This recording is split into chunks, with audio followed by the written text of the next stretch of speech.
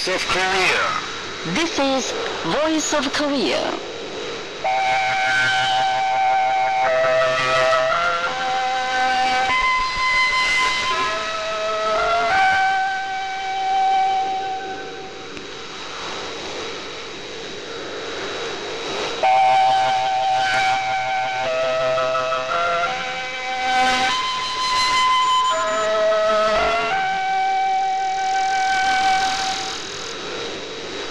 This is Voice of Korea. This is Voice of Korea.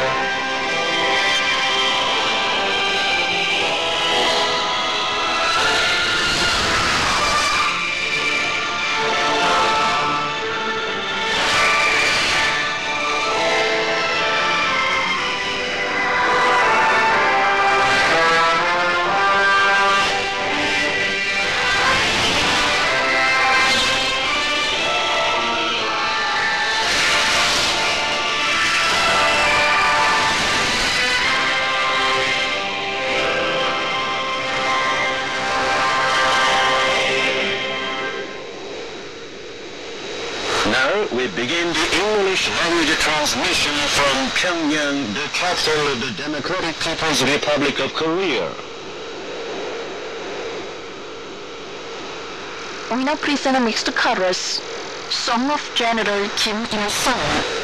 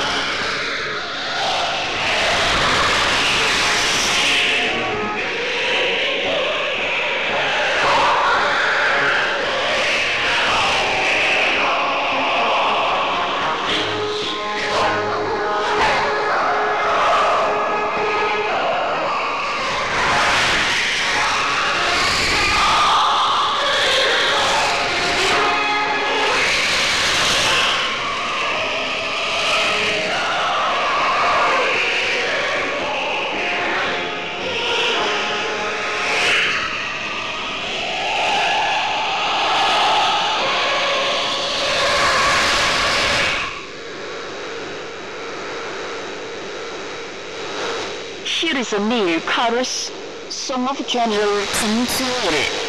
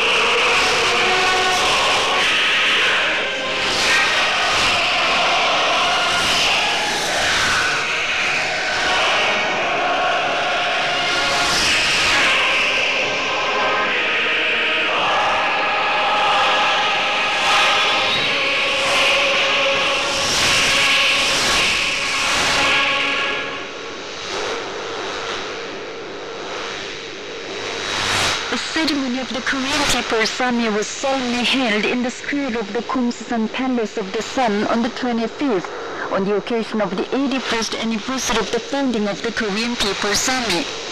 Service personnel of the Korean People's Army and the Korean People's Internal Security Forces and members of the Worker Peasant Red Guards were lining up in rows in the square. Colors of the ground, naval, air, and anti-aircraft forces of the Korean People's Army and the Worker Peasant Red Guards were set up, and the guards of honor were standing in the rostrum. Respected Marshal Kim Jong-un, first Secretary of the Workers' Party of Korea, first Chairman of the National Defense Commission of the Democratic People's Republic of Korea, and Supreme Commander of the Korean People's Army, came out the rostrum of the square. Marshal Kim Jong-un congratulated all the service personnel of the People's Army and people on the significant 81st anniversary of the heroic Korean People's Army, warmly waving his hand to them, raising stormy cheers. The rostrum was taken by Chair Jong-il and the members of the Central Military Commission of the Workers' Party of Korea, members of the National Defense Commission of the DPLK, and leading officials of the Korean People's Army. The received seats were taken by Kim Yong-nam, Park Bong-ju, and the senior officials of the party and state, and foreign diplomatic representatives and military attachés in Korea. The ceremony was seen by members of the central leadership of the party, officials of the party and armed forces organs, working people's organizations, ministries and national agencies, service persons of the Korean People's Army and the Korean People's Internal Security Forces, and working people of broad sections in Pyongyang. The representative of the Pyongyang Nation of the South Korean Anti-Imperialist National Democratic Front and overseas Koreans. The Korean People's Army military band played the songs for the steps and Song of the Korean People's Army for the ceremony with military music. speeches for paying a noble tribute to the great generalissimus Kim Il-sung and Kim Jong-il and pledging loyalty to Marshal Kim Jong-un were made by Vice Marshal of the Korean People's Army Chair Jong-il, member of the Presidium of the Political Bureau of the Central Committee of the Workers' Party of Korea, and Director of the General Political Bureau of the Korean People's Army, and commanders of the services. The speakers said more than 80-year-long history of the Korean People's Army is a glorious history in which it has incessantly grown stronger as a main force of accomplishing the revolutionary cause of Juche under the care of the fatherly leader President Kim Il-sung and the great Kim Jong-il.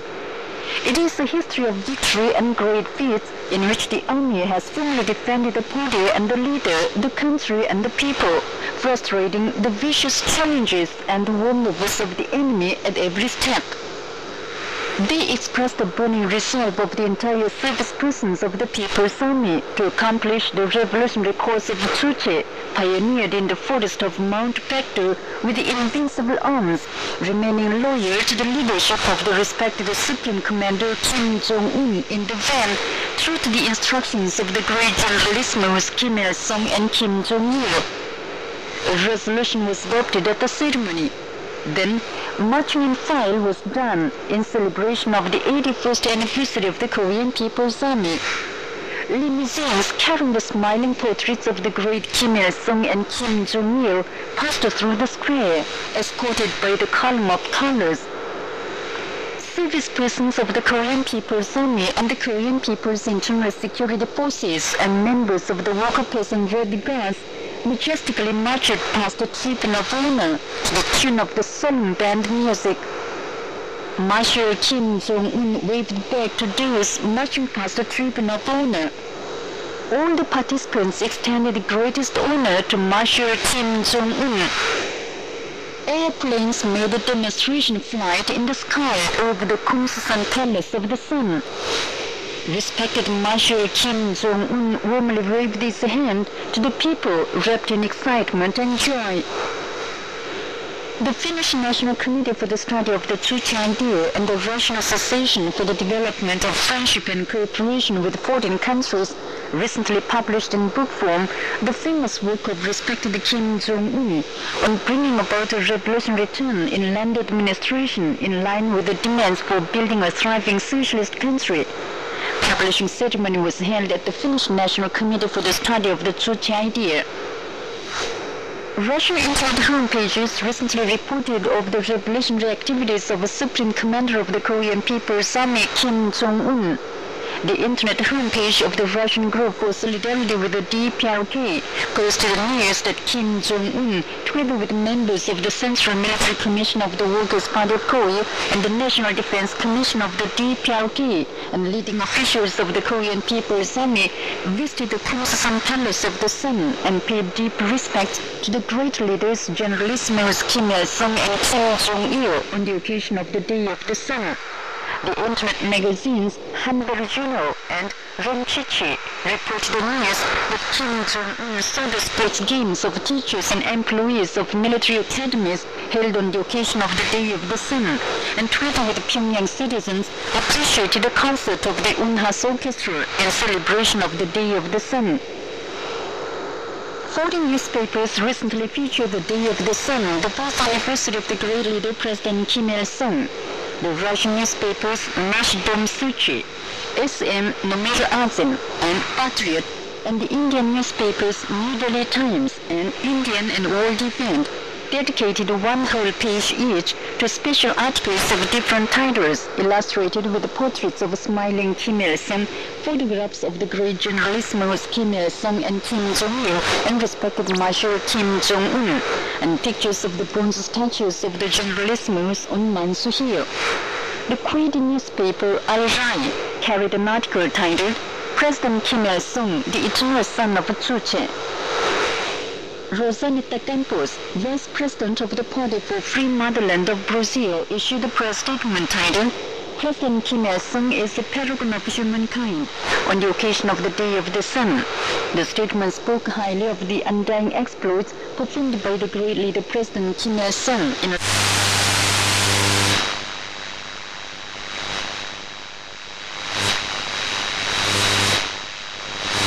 the Supreme People's Assembly of the DPRK sent a message of greetings to Ernest Bai Koroma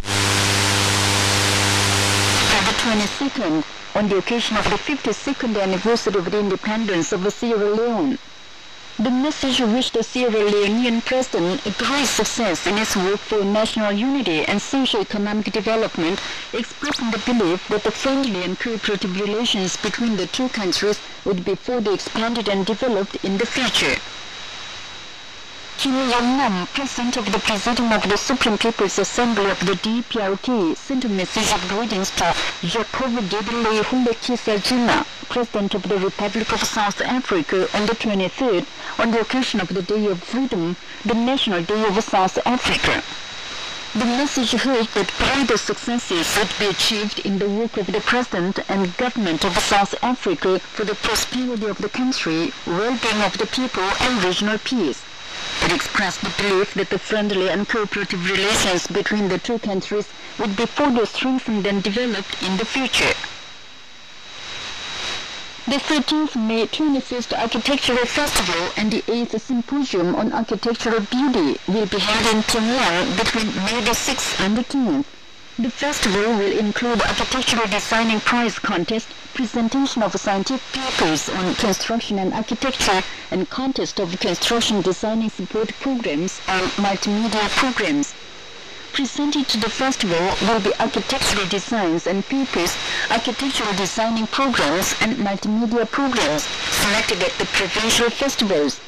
The symposium will discuss tasks to immortalize the exploits performed by the great leader Kim Jong-il in construction, scientifically demonstrate the validity and vitality of the future-oriented architectural idea and theory of respected Kim Jong-un, and build more grand monumental edifices. The State Stamp Bureau of the DPRK issued stamps representing the spirit of the March 2013 plenary meeting of the Central Committee of the Workers' Party of Korea and the Lord and the Kumsusan Palace of the Sun, adopted at the 7th session of the 12th Supreme People's Assembly.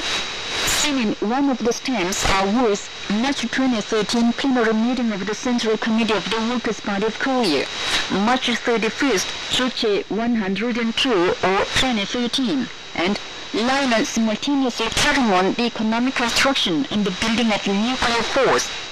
Printed in the stamp are the emblem of the Workers' Party of Korea and the service person of the People's Army and the smelter.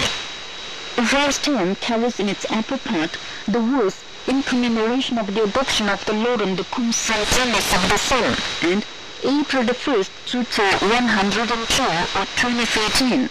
Portrayed in its center is the solemn Kumsan Palace of the Sun and immortal flowers against bright rays of the sun.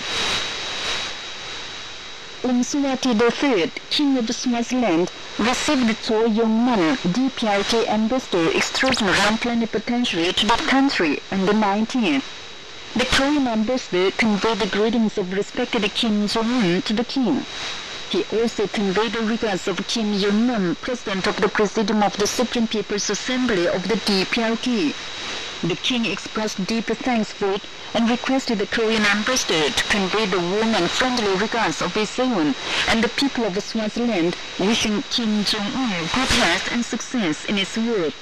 He expressed deep interest in the public health and educational system of Korea and mentioned the need to develop bilateral cooperative relations in different sectors. Preliminary hearing for U.S. citizen Jong-il has closed. He had been arrested on November the 3rd last year after entering the Rason city in the Democratic People's Republic of Korea as a tourist. In the course of the hearing, Jong-il admitted all the crimes he committed in an attempt to overthrow the DPRK with hostility, and his crimes have been clearly proved by evidences. U.S. citizen Jong-il will be brought to the Supreme Court for trial at an early date. Member of the editorial board of the Internet newspaper of Koreans in the United States, Means of Thompson, released a commentary on April the 3rd condemning the United States for its hostile policy towards the DPRK. A South Korean religious organization issued a statement on the 24th denouncing 168 members of the Japanese Diet for their group visit to the Yasukuni Shrine.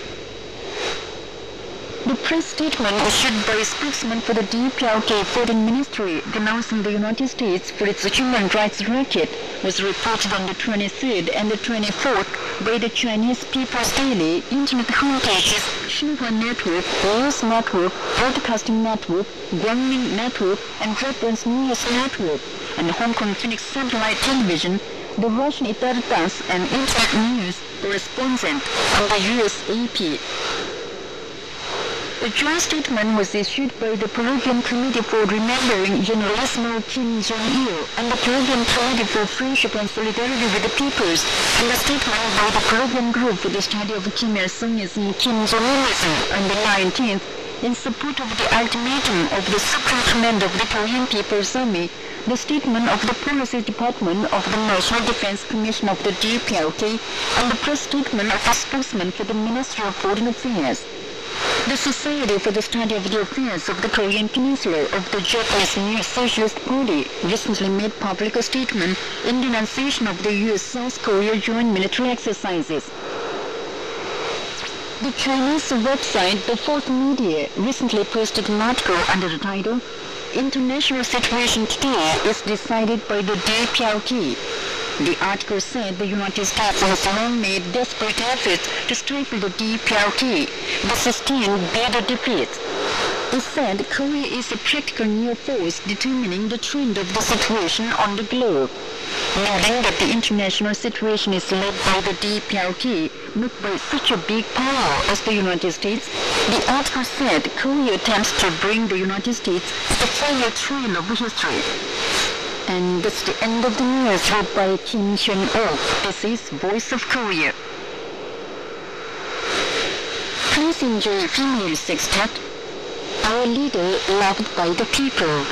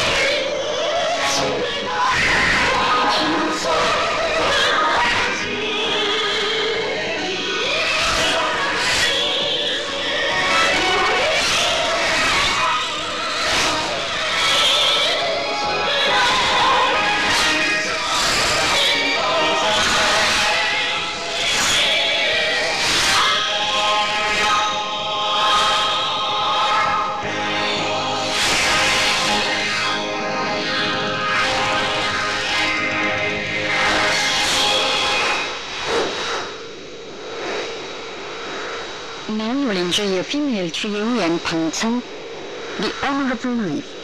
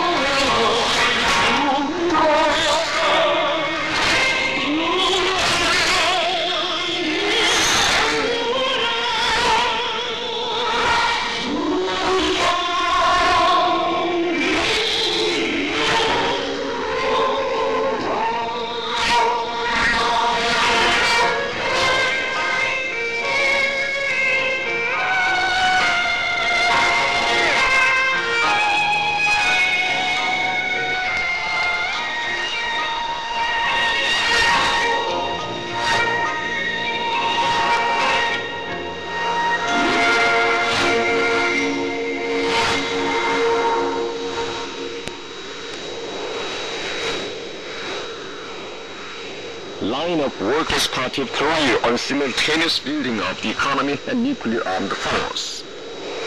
The historic March 2013 plenary meeting of the Central Committee of the Workers' Party of Korea was held on March the 31st, 102 or 2013, under the guidance of respected Kim Jong-un.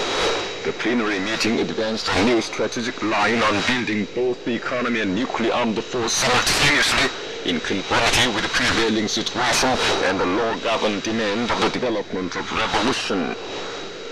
The strategic line is the most revolutionary and popular line to consolidate the national defense power in every way by strengthening and developing the self-defensive nuclear arms and build a thriving socialist nation by putting greater efforts in the economic construction.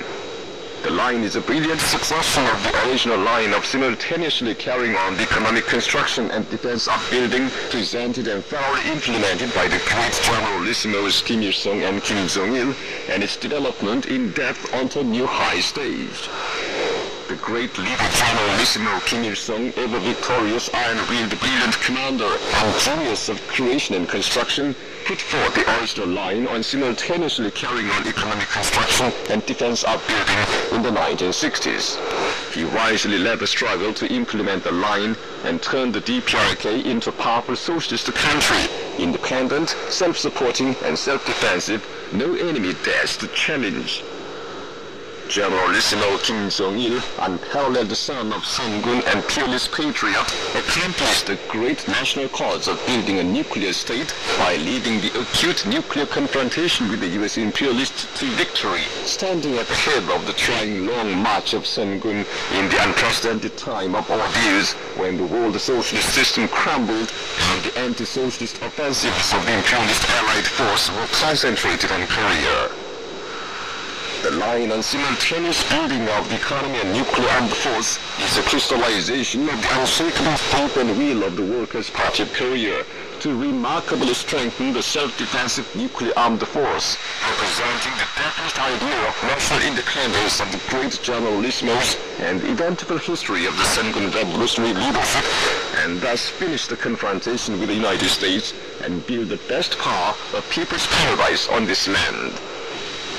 The line of the Workers' Party of Korea on simultaneously building the economy and nuclear armed force is not a temporary measure to deal with a rapidly changing situation, but a strategic line to be permanently held fast to in the supreme interest of the Korean Revolution. The U.S. imperialists and their followers threaten that if Korea does not give up nuclear weaponry, it cannot develop economy, and at the same time appease it, saying if Korea opts another road, they would help it to be well off. The U.S. imperialists are also making frantic attempt to trigger off a nuclear war, persisting in uninterrupted nuclear war exercises in the Korean Peninsula.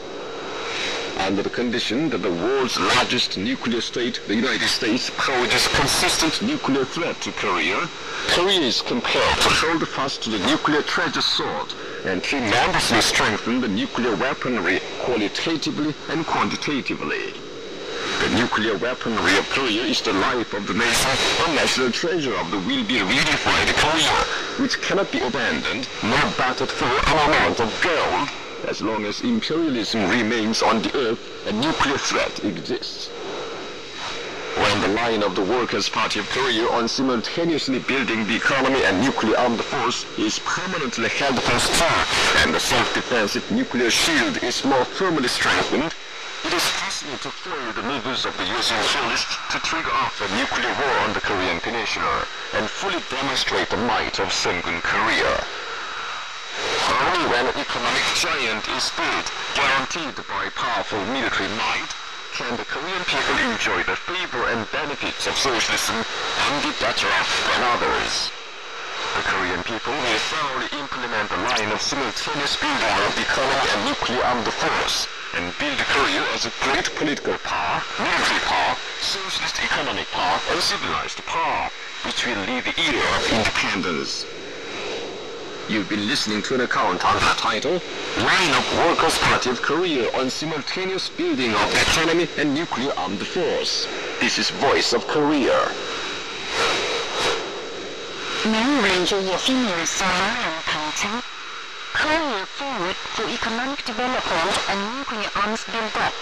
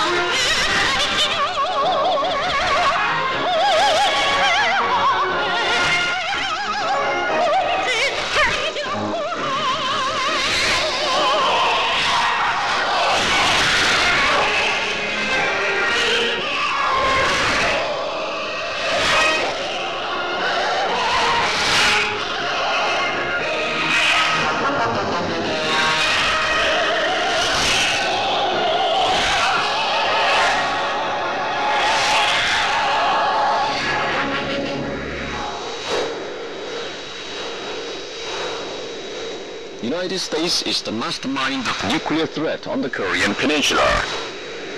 The United States and its followers are recently persisting in wrongdoings, describing the third underground nuclear test of the DPRK as nuclear threat. But the nuclear issue of the Korean Peninsula, loudly talked about by the United States, is a product of the U.S. hostile policy towards the DPRK.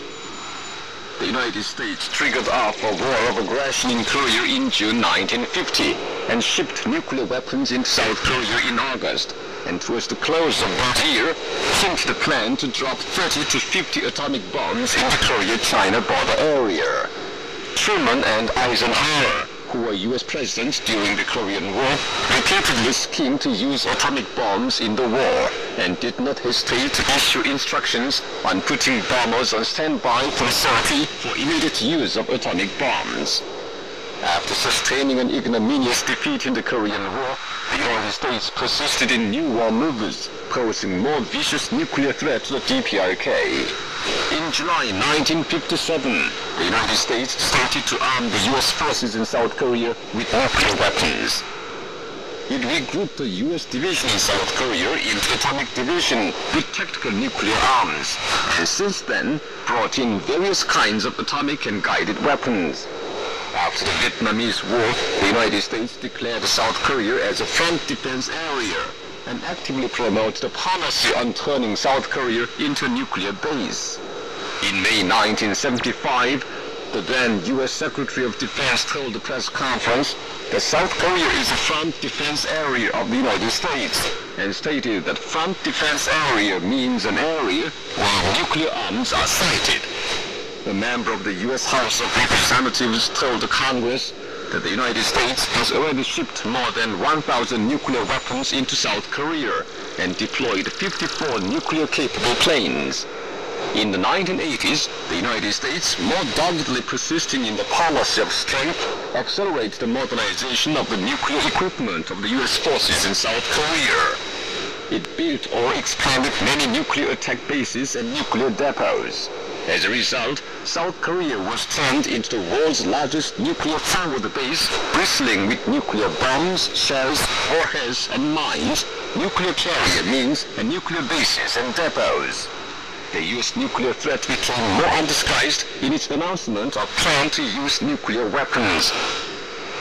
When the U.S. imperialist armed spy ship Pueblo was captured in January 1968, the United States examined a nuclear attack.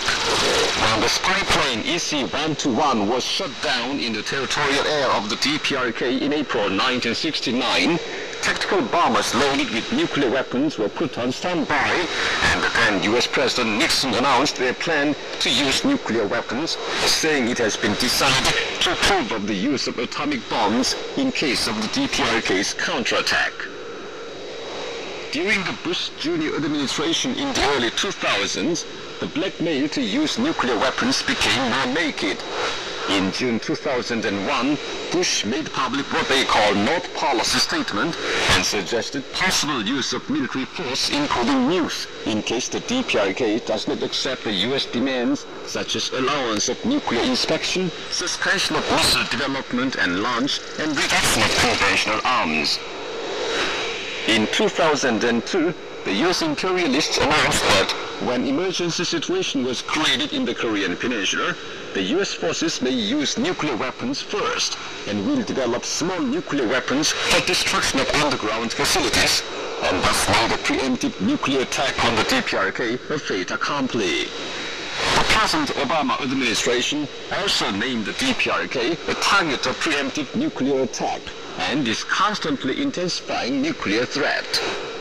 In the 41st Annual Security Consultative Meeting with the South Korean puppet in 2009, the United States stipulated in a joint declaration that it would provide South Korea with extended deterrent, including nuclear umbrella, conventional striking capabilities, and missile defense system.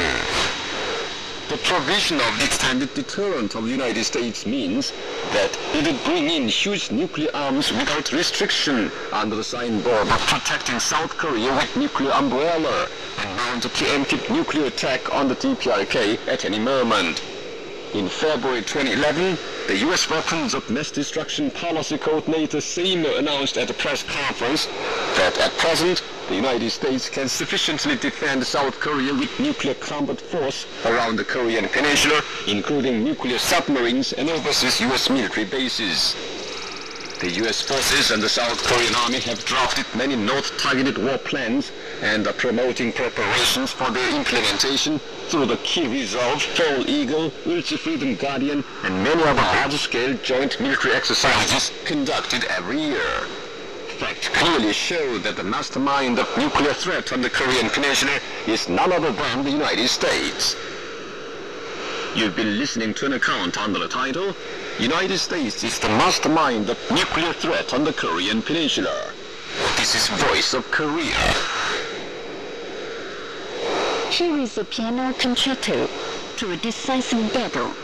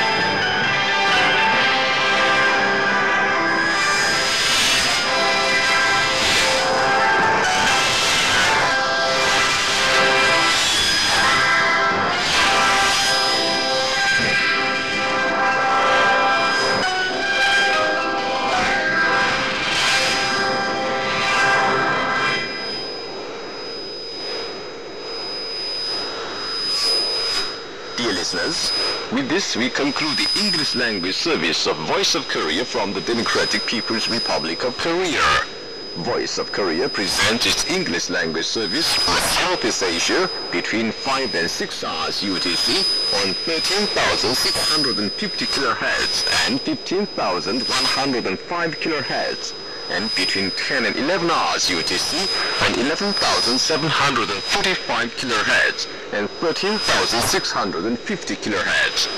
For Middle East and North Africa between 16 and 17 hours UTC on 9,890 kHz and 11,645 kHz, and between 19 and 20 hours UTC on 9,875 kHz and 11,635 kHz. For Southern Africa between 19 and 20 hours UTC on 7,210 kHz and 11,910 kHz. And for Central and South Americas between 4 and 5 hours UTC on 11,735 kHz, 13,760 kHz, and 15,180 kHz, and between 10 and 11 hours UTC on 11,710 kHz and 15,180 kHz. Goodbye, this is Pyongyang.